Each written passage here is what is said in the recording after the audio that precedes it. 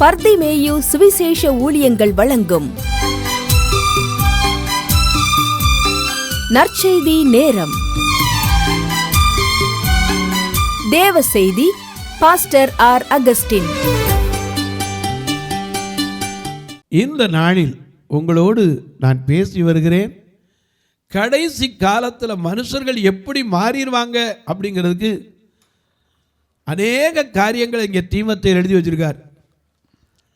ஏன்னா கடைசி காலத்தில் மனுஷர் தற்பிரியராக மாறுவாங்க, பணப்பிரியராக மாறுவாங்க. அது மட்டுமல்ல, வீம்புக்காரராய் மட்டுமல்ல, அடுத்தாப்புல என்ன சொல்றாரு? 2 தீமோத்தேயு 3ஆம் அதிகாரம். அகந்தை உள்ளவர்களாய் இருமாப்புள்ளவர்களும். ஏன்னா அகந்தை மனுஷனுக்கு வரவே கூடாது. அகந்தையாக இருந்த ஒரு மனுஷன் என்ன ஆனால் இந்த வேதத்தில் உங்களுக்கு பார்க்கலாம். உங்கள் வேதாகமத்தை தயவு செய்து எங்கிருந்தாலும் தேடி எடுத்து தானியேலின் புஸ்தகம் 4ஆம் அதிகாரம் 29வது 30வது வசனத்துக்கு திருப்பிக்கங்க. தானியேலின் புஸ்தகம் 4ஆம் அதிகாரம் 29, 30. அப்படி எல்லாரும் தேடி எடுக்கிற வரைக்கும் பாடுமா?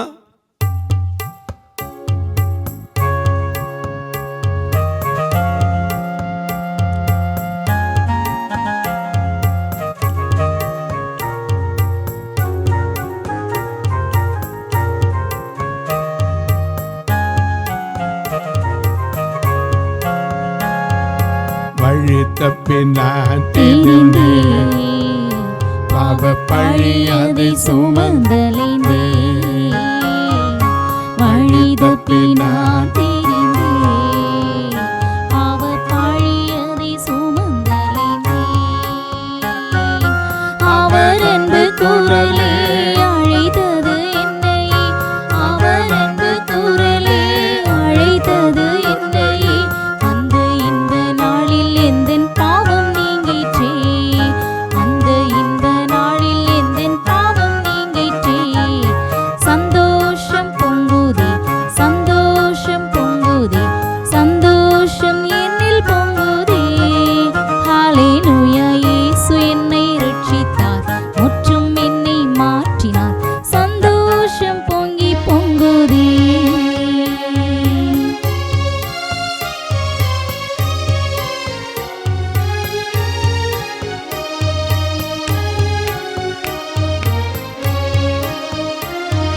சத்துரு சோதித்திட தெய்வ உத்தரவுடன் வருவார்.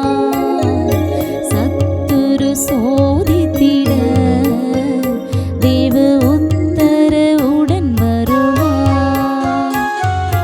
ஆனால் இயேசு கைவிடார், தானாய் வந்து ரட்சிப்பார். ஆனால் இயேசு கைவிடார், தானாய் வந்து ரட்சிப்பார்.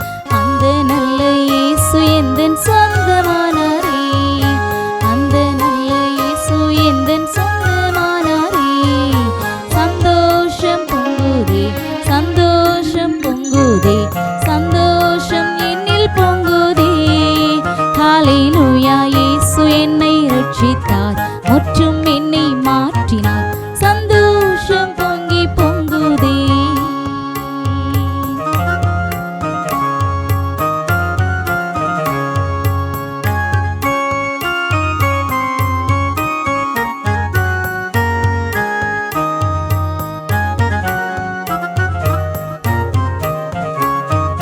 பாவத்தில் ஜீவிப்பவர் பாதாளத்தில் அழிந்திடுவார்.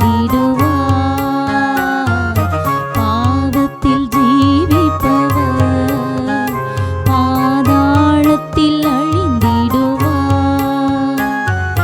நானும் பரலோகத்தில் நானும் பாடல் பாடிடுவேன். நானும் பரலோகத்தில் நானும் பாடல் பாடிடுவேன். என்னில் வாழும் இயேசுவோடு என்றும் வாழுவேன். என்னில் வாழும் இயேசுவோடு என்றும் வாழுவேன். சந்தோஷம் பொங்குதே, சந்தோஷம் பொங்குதே, சந்தோஷம் என்னில் பொங்குதே. ஹல்லேலூயா, இயேசு என்னை ரட்சித்தார், முற்றும் சந்தோஷம் பொங்கி பொங்குதே. எல்லாம் எடுத்திருப்பீங்க. இப்போ வாசிக்க சொல்லட்டுமா? தானியேலின் புஸ்தகம் 4ஆம் அதிகாரம். அகந்தையுள்ளவர்கள். ஏன்னா அங்கே எழுதுகிறோம், கடைசி காலத்தில் அகந்தையுள்ளவன் பெருமானா எனது என்னால. ஒரு நாள் அப்படி சொல்லிடக்கூடாது. அகந்தை மனுஷனுக்குள்ள வரவே கூடாது.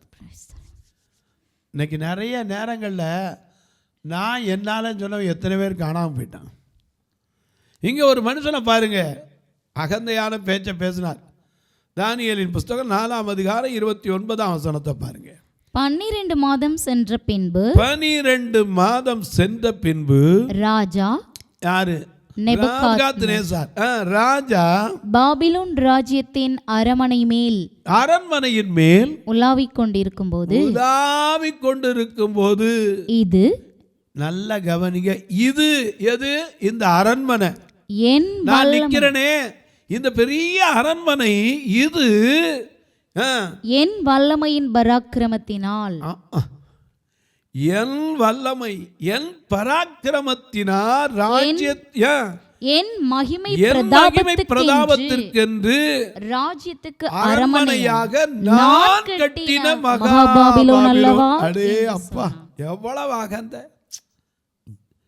ஏன்னா ஐயா, கர்த்தர் உன் வீட்டை கட்டாராகில் அதை கட்டுகிறனுடைய பிரயாசம் விருதா. சங்கீதம் 127:1 வாசிக்கிறோம். கர்த்தர் உன் வீட்டை காவாராகில் அதை காக்கிறவருடைய காவல் விருதா. அதனாலதான் ராத்திரில சொல்றோம், தோத்திரம் துதி பாத்திரா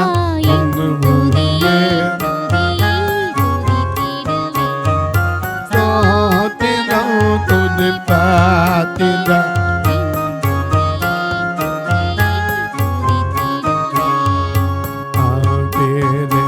என்னை கருத்தாக வழுவாமல் என்னை உமக்காக காத்தீரே.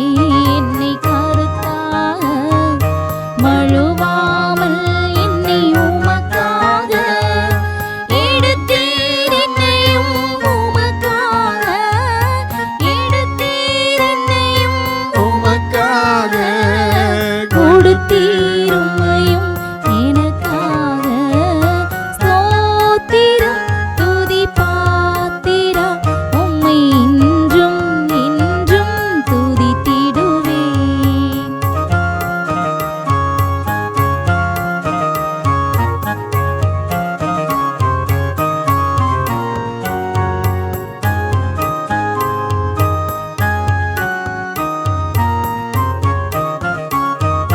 கண்ணின் மணி போல் காத்தீரே எம்மை துதியே துதியே துதித்திடுவேன்.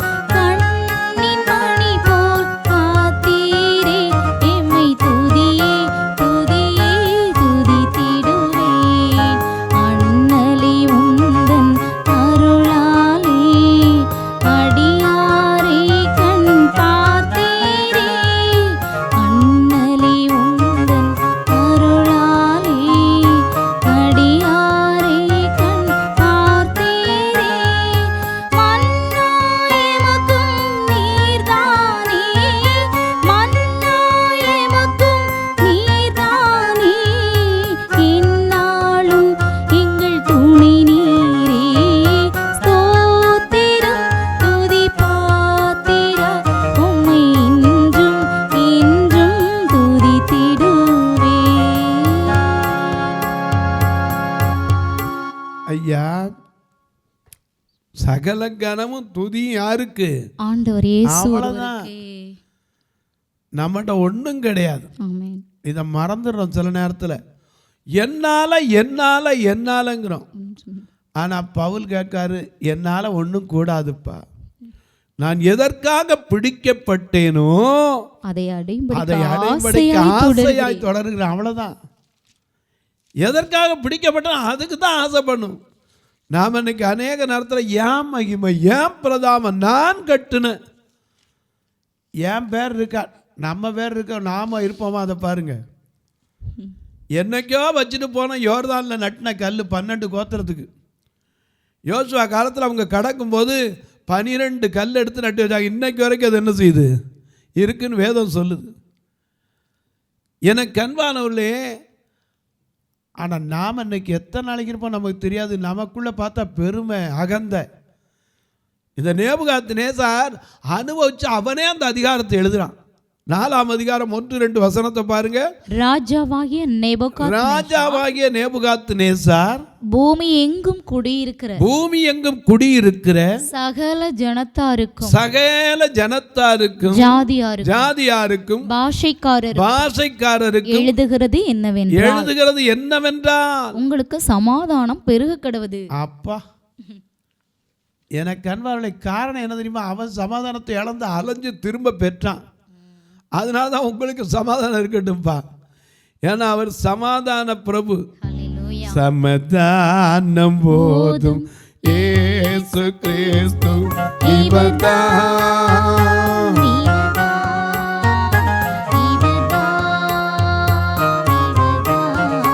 சமாதானம் போதும் இயேசு கிறிஸ்து இவர்தான்.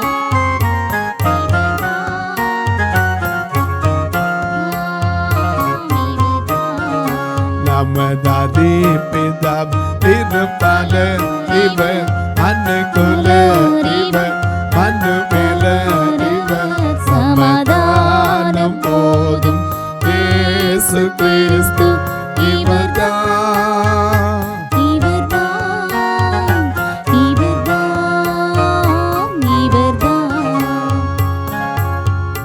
எனக்கு அன்பானவர்களே, நல்ல கவனிங்க. இவர் ஏன் எழுதுறான் தெரியுமா? தன் பெருமையினால, அகந்தையினால ஒரே நிமிஷம் மாடா போனான். அதனால தான் ஃபாதர் பாடார், பெருமை என்ற வலையில் விழாது, அது வறுமையை கொண்டு வந்துடும். பணத்துல மயங்கிறாத, உன்னை பாதாளத்துக்கு கொண்டு போயிடும். அழிந்து போகிற உலக பொருட்களால் உன் நண்பர்களை சம்பாதித்துக்கொள். நீ இன்னைக்கு மறிச்சா எங்க இருப்ப, அதை முதல்ல தீர்மானம் பண்ணுனார். எனக்கு அன்பானவர்களே, ஒன்றை நீங்கள் நானும் அறியணும். அகந்தை மனுஷனுக்குள்ளே வரக்கூடாது. நான் பண்ணினேன் என்னைக்கு சொல்கிறோமோ அன்னைக்கு நமக்கு ஒன்றுமே கிடையாது. நம்மளால் என்ன பண்ண முடியும்னு நினைக்கிறீங்க?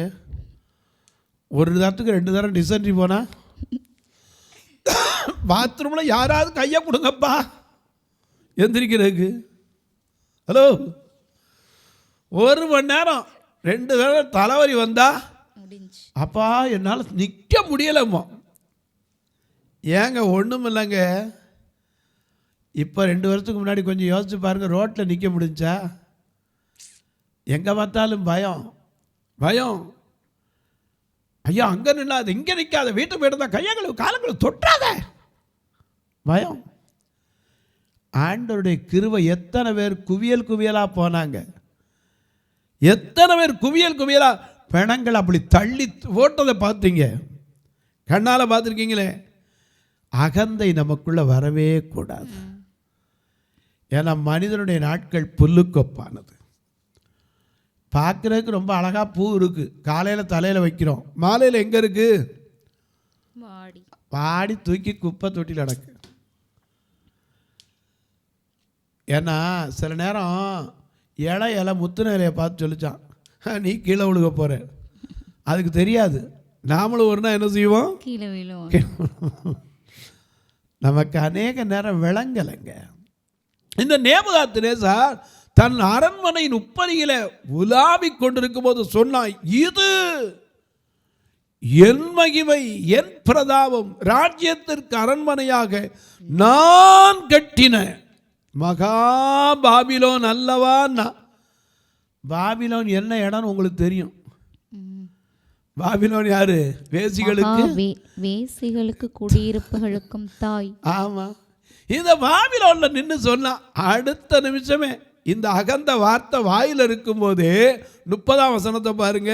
இந்த வார்த்தை ராஜாவின் வாயில் இருக்கும் போது வானத்திலிருந்து ஒரு சத்தம் உண்டாகி, நேபுகாத்நேசாராகிய ராஜாவே, ராஜ்யபாரம் உன்னை விட்டு நீங்கிற்று. நீங்கிட்டே நீங்கிட்டே நீங்கிட்டு என் பாவ பாரமெல்லாம் நீங்கிட்டுன்னா சந்தோஷம். ராஜ்ய பாரம் உன்னை விட்டு போயிடுச்சு.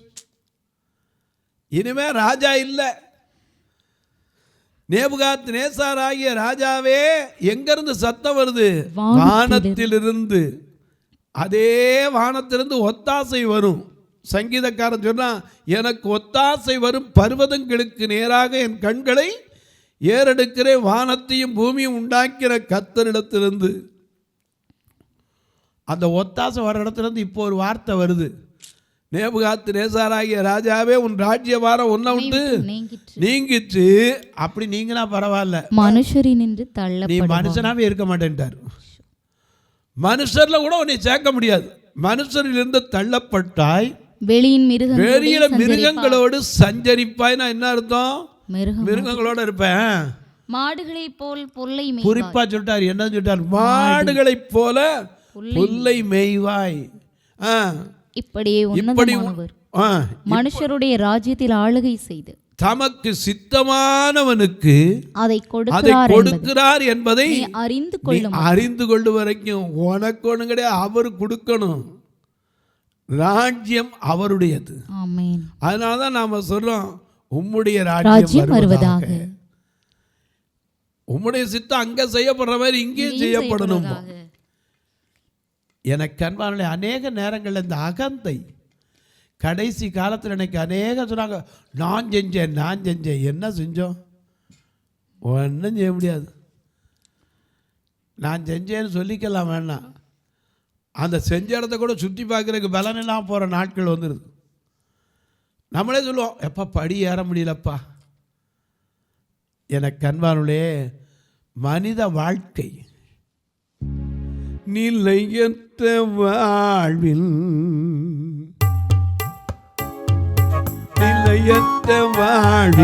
நிம்மதியே நீங்காத பேரின்பமே. ஐயா, நீங்காத பேரின்பமே. நிலையற்ற வாழ்வின் நிம்மதியே நீங்காத பேரின்பமே.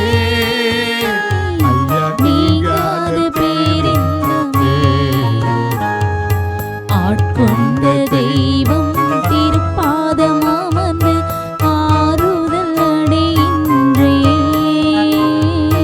அமைதி பெறுகின்றேன்.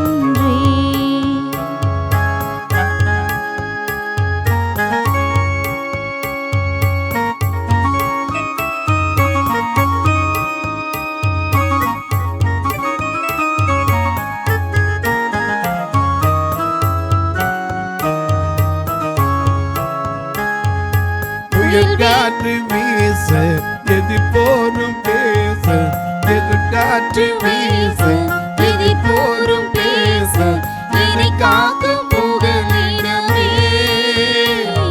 என்னை காக்கும் புகலிடமே. ஆட்கொண்ட தெய்வம் திருப்பாதமாமந்து ஆறுதல் அடைகின்றேன், அமைதி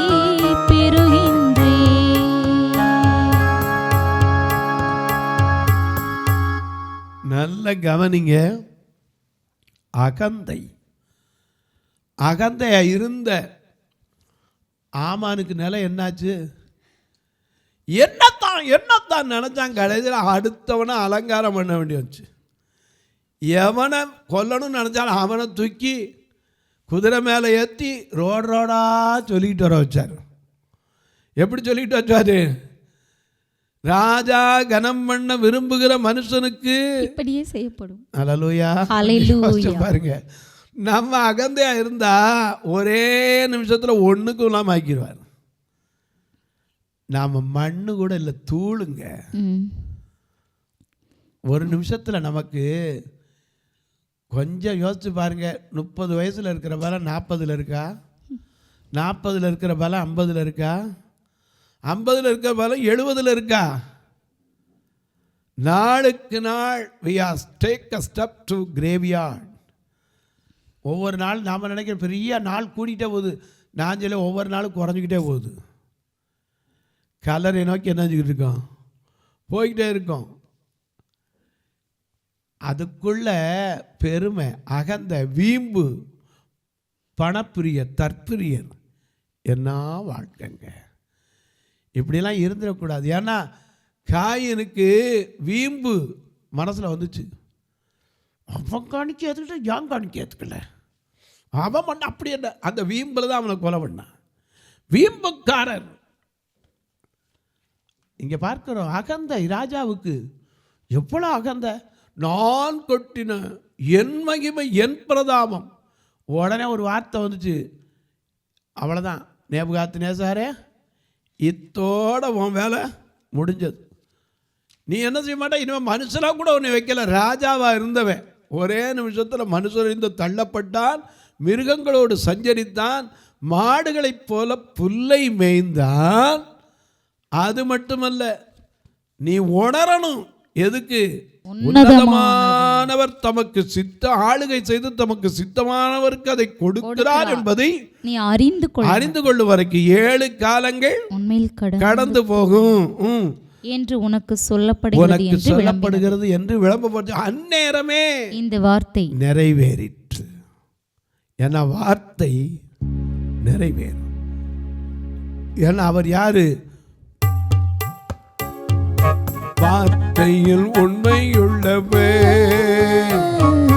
நன்றிய துதிப்பாடு, நம் இயேசுவை உள்ளத்தால் என்றும் பாடு. செங்கடல் நம்மை சூழ்ந்து வந்தாலும் சிலுவையின் நிழலுண்டு. செங்கடல் நம்மை சூழ்ந்து வந்தாலும் சிலுவையின் நிழலுண்டு. பாடிடுவோம், துதித்திடுவோம், பாதைகள் கிடைத்துவிடும்.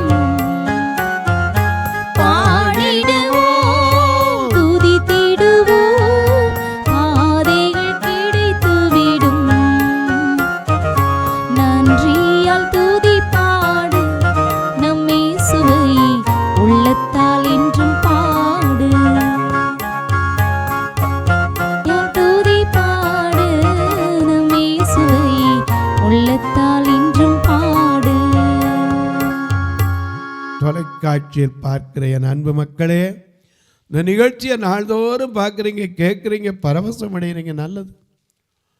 ஒரு வார்த்தை ஜெபம் பண்ணுறீங்களா? இது தொடர்ந்து வர்றதுக்கு அநேகரை கர்த்தர் எழுப்பணும். 30 நாளும் வரணும். எனக்கு கண்பானுடைய ரெக்கார்டிங் 30 நாளும் எடுக்கணும். 30 நாளும் எடுத்தால் தான் உங்களுக்கு 30 நாளும் போட முடியும். அது மட்டுமல்ல, எங்கள் சபை 2 கண்ணும் தெரியாத மக்களுக்கு வைக்கப்பட்ட சபை. இன்றைக்கி எத்தனையோ பேர் பெரிய பெரிய இடங்களுக்கு ஓடுவாங்க. ஆனால் அந்த இயேசு ராஜாவை அறிந்த நீங்கள், இயேசு ராஜா ஏழையின் உள்ளம் தேடி வந்தேரேன்னு பாடுற நீங்கள், ஒரு நாள் எங்கள் சபைக்கு வாங்க, வந்து பாருங்க.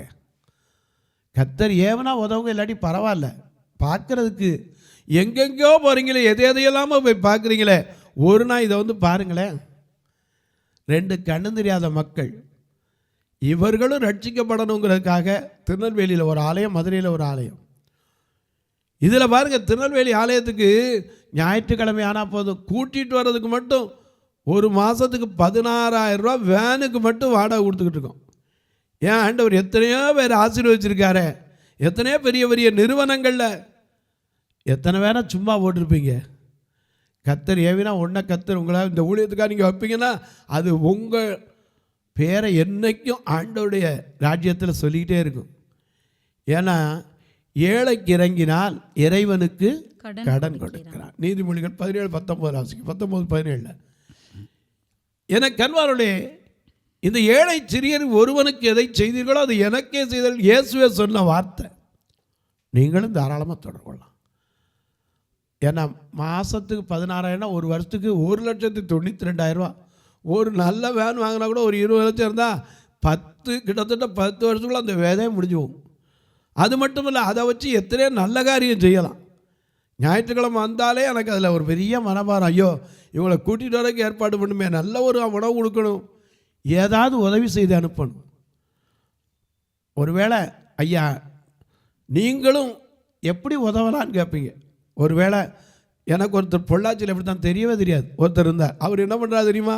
மாதம் ஒரு 10 கிலோ வெந்தயம், 10 கிலோ ஜீரகம், 10 கிலோ பெருஞ்சீரகம், 10 கிலோ கடுகு, இப்படி எல்லா குடும்பத்துக்கும், பார்வையில்லாத கணவன் மனைவி இருக்கிற குடும்பத்துக்கு கொடுப்பதற்கு ஆண்டவர் அவர் மனசில் பாரம் கொடுத்தார். இப்போ கொடுத்துக்கிட்டு வரார். நீங்களும் ஒருவேளை தொழில் வச்சுருப்பீங்கன்னா, இப்படிப்பட்ட தொழிலை உங்களுக்கு கர்த்தர் ஏவினால் தாராளமாக பார்வையிலாம் கொடுக்கலாம். அது கர்த்தருக்கு பிரியமான காரியம்.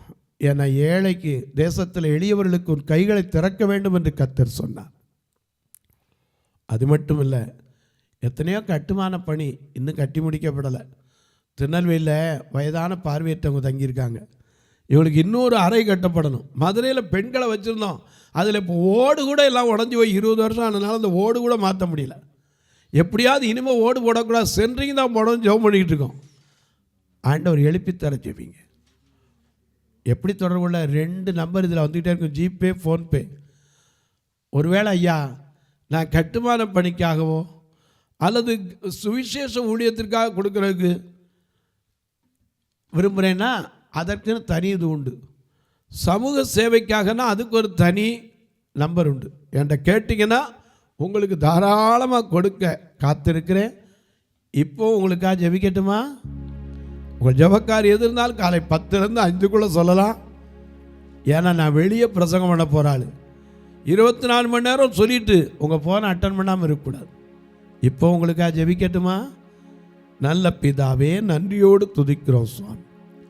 நல்ல நாளிலே அகந்தை ஒரு நாள் வரக்கூடாது. இன்னைக்கு எத்தனையோ குடும்பங்களுக்குள்ள நான் சம்பாதிக்கிறேன், நான் தான் நிறைய சம்பாதிக்கிறேன், மனைவிகளுக்குள்ள அகந்தை வரக்கூடாது. புருஷன் ஒருவேளை நான் தானே சம்பாதிக்கிறேன், நீ சும்மா இருக்கிற, அந்த அகந்தை ஒருவருக்கு வரக்கூடாது சுவாமி.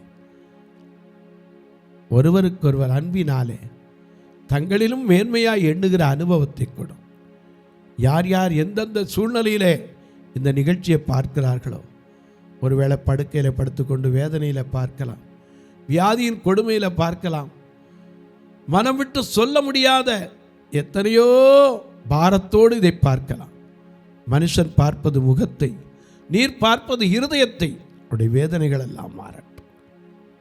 இயேசுவின் நாமத்தில் ஜெபிக்கிறேன் நல்ல பிதாவே, ஆமென். சபை ஆராதனை ஞாயிறு காலை 10 மணி முதல் 12 மணி வரை. இடம் பர்திமேயு சுவிசேஷ ஆலயம், அன்னை சத்யா நகர், இளமனூர் அஞ்சல், சக்கிமங்கலம் வழி, மதுரை மாவட்டம். பின்கோட் 625201 மற்றும் பர்திமேயு சுவிசேஷ ஜெப வீடு, plot number 107, Eden garden, Muthur, Tirunelveli. Pin code 627011. சிறப்பு உபவாச கூட்டம் ஒவ்வொரு மாதமும் 2வது சனிக்கிழமை காலை 10 மணி முதல் 1 மணி வரை நாகர்கோவில் YMCA ஹாலில் வைத்து நடைபெறுகிறது. மற்றும் ஒவ்வொரு மாதமும் 4வது சனிக்கிழமை காலை 10 மணி முதல் 1 மணி வரை திருநெல்வேலி புதிய பேருந்து நிலையம் அருகில் உள்ள கிரேஸ் ஹாலில் வைத்து நடைபெறுகிறது. எங்கள் எல்லா ஆராதனைகளிலும் கலந்து கொண்டு தேவனை மகிமைப்படுத்த அன்பாய் அழைக்கிறோம். உங்கள் உதாரத்துவமான காணிக்கைகளினால் இவ்வூழியத்தை தாங்க விரும்பினால் R. Augustine, account number 5021364331, IFSC code IDIB 000B066, Indian bank, BP Kulam, Madurai. GPay number 98421819117, BGM ministries மற்றும் 9442559772, பிளைண்ட் மினிஸ்ட்ரீஸ் அகஸ்டின். உங்கள் தொடர்புக்கு பாஸ்டர் R. அகஸ்டின், பர்திமேயு சுவிசேஷ ஊழியங்கள், நாகமலை, புதுக்கோட்டை, மதுரை 625019. தொலைபேசி எண்கள் 9842181917 மற்றும் 9442559772. கர்த்தர் தாமே உங்களை ஆசீர்வதிப்பாராக.